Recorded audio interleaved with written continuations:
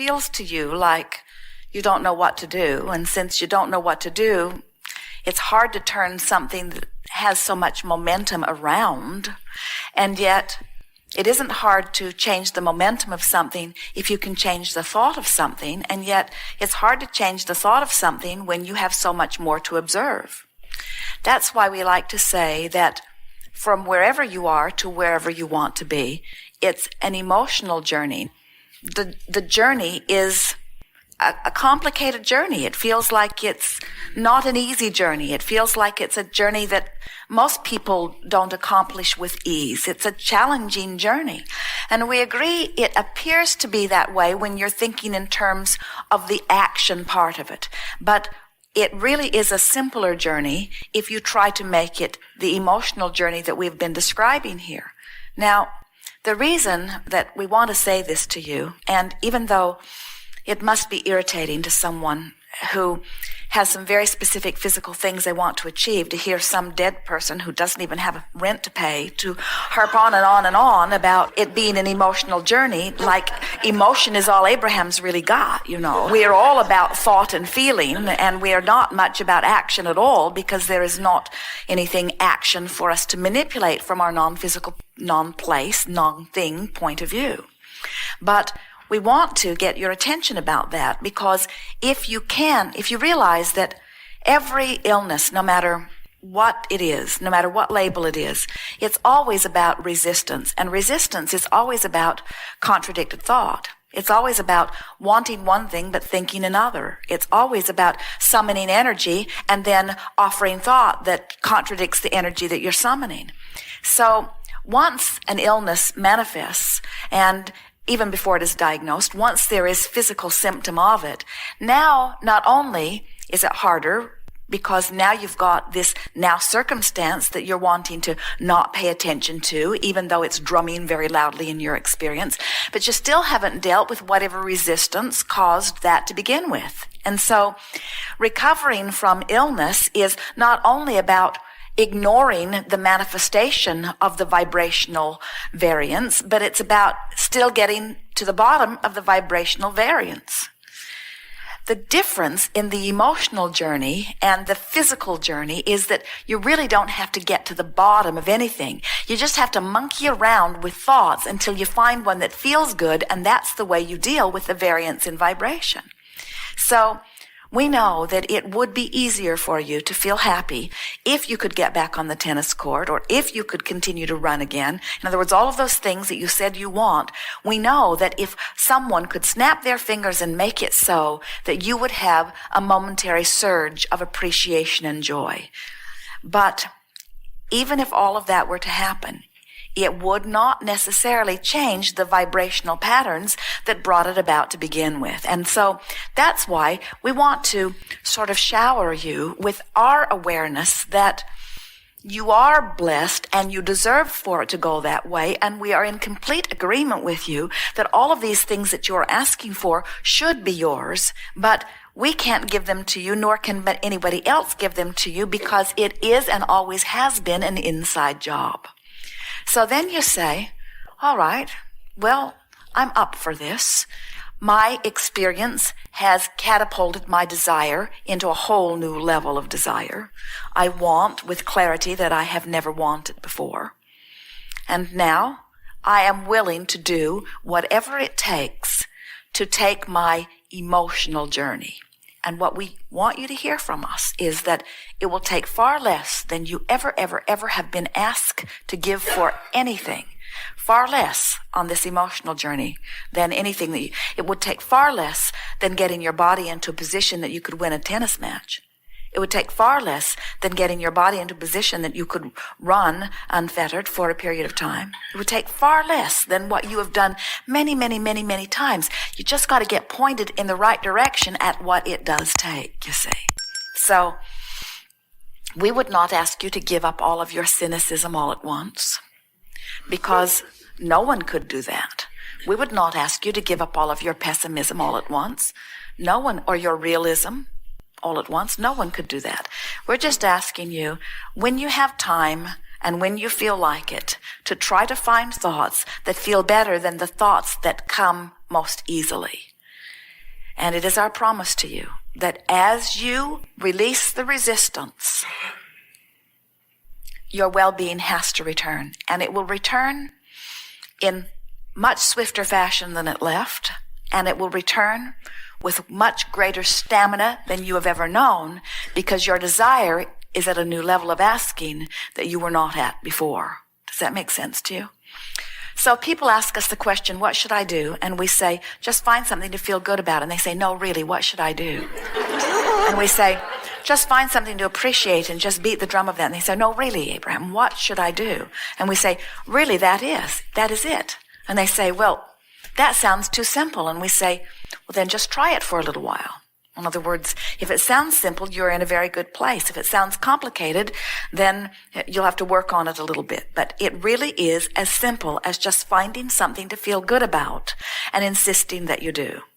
Now, what that sometimes requires is a change of pace, maybe spending more time with people that you haven't spent time with and less time with some people that you have spent time with. It requires reading different things and thinking different thoughts, taking walks in new places. It requires a new regiment, just like any improvement requires a new regiment. It requires wanting so much to feel good that you're going to train yourself into this place of feeling good. But as we've been saying all day here today, you can't do it all at once. So what you're really wanting to do is just reach for a thought that feels a little better than the thought that you've been thinking consistently. So something that feels a little more optimistic, not to others' ears, but feels a little more optimistic to you while you speak it. In other words, we would like to hear you soothe you relative to this. Sometimes people step from resistant to less resistance to resistance to less resistance to resistance to less resistance to resistance to less resistance. They will go from disappointment to anger to disappointment to fear to disappointment to rage to disappointment. In other words, but when you begin making progress and you know you've made progress and you acknowledge that you've made progress, now you can keep moving in that direction. And so the thing about the emotional journey is if you will pay attention to the way you feel, you can always feel when you're headed in the right direction. In other words, you can feel when you're making the worst of something, and you can feel when you're making the best of something.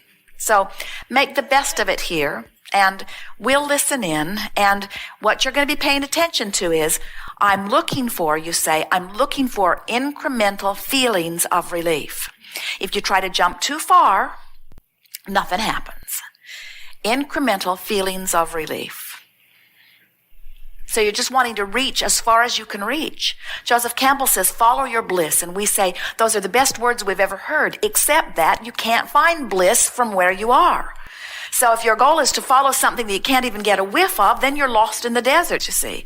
Where if you're just reaching for something that feels a little better, and you do acknowledge that it does emotionally feel a little better, and you stop and say, this does feel better than where I was, now you're off and running. What's confusing is that you think that what we're saying is you've got to go from your cynical outlook or from your disappointment to bliss or joy. And we think after listening to us here today, you realize we're not asking you to make that jump. We're just asking you to make any jump.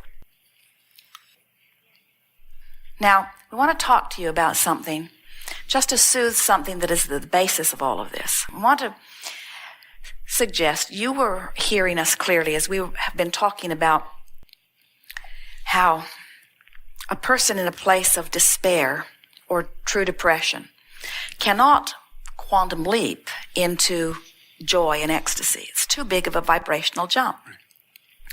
And maybe the only vibration that they have access to is one of rage or revenge. So they go from their feeling of absolute loss of freedom, where they can hardly even get a breath of air, into a life-giving, freer breathing space of rage or revenge. Now, if someone like us or like you were standing nearby and seeing them do that and could point out to them, see how much better you feel in this vengeful thought than you did in that powerless thought. Good for you. You've made progress. You're pointed in the right direction. Now hold your place here for a little bit and beat the drum of it until you're stable in your feeling of rage and revenge, where you're not likely to slip back into those feelings of despair and powerlessness. Then from that place, you could reach into anger and eventually into overwhelmment and frustration and eventually into the life that you want and deserve. In other words, we have to feel grateful that at least they have found the relief of revenge.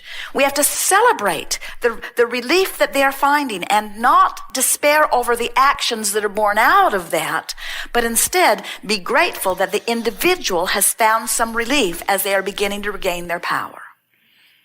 And little by little, things come back into balance. You know, things are so much more imbalanced than you believe that they are. When you look at the whole of things, there is so much more that is going well than is not going well. The not well-being is such a small percentage of what's being lived. It is so small and so insignificant. But as a teacher, we know what happens to you. You want so much for everyone to discover the joy that you are discovering that it becomes unbearable for you to look at those who are not. But you have to understand, some of them, you have to put it into perspective with where they come from. Do you know? Some of those that are in the grips of war are feeling better than they have felt in years. It's about focusing. It's about regaining one's sense of power. It's about saying that what I think matters. And so, in the same way that if you had two little children and they were arguing and fighting with each other, you should not intervene and interfere. You should let them find their place. And you should hope that they both come into their own power. And you should hope that they become viable proponents and opponents of each other. You should hope that they learn from what each other and that their individual resolves be strengthened by their interaction with each other. And you should never hope that they become one. Because that's like saying, let's take all of these ideas that exist and let's whittle them down to just a few good ideas. Let's shrink this expanding universe. Let's shrink it. You cannot do it. It is ever expanding. So when you accept that it is expanding and you accept that it is variety and dissonance and difference that causes it to expand, and then you choose from among the buffet those things that are in alignment with your desire, and you focus upon those things that you desire and the universe gives them to you, while that one focuses upon the thing that he desires and the universe gives it to him, and you realize there is no shortage, that everybody can have everything that they want, and that the only thing that ever keeps anybody from getting what they want is that they're pushing very hard against what the other guy is doing. And we know that's the point you came to. That's what you were trying to explain. But they can't hear that because you're up here reaching for ecstasy from frustration, and they're down there trying to live. They're trying to get a breath of life, you see. It's too big of a jump for most of them. It is our wish that you could ease up, be less demanding of yourself, work on that worthy thing. Write lists of things that you adore about yourself and others, and practice the art of appreciation. And in doing so, you will put yourself more consistently in vibrational alignment with the well-being that it is our promise to you is being held, not from you, but for you, in non-physical and physical escrow. You deserve these things that you've been asking for, but you've got to stop worrying about them not being there in order to let them in. There is great love here for you. We are complete.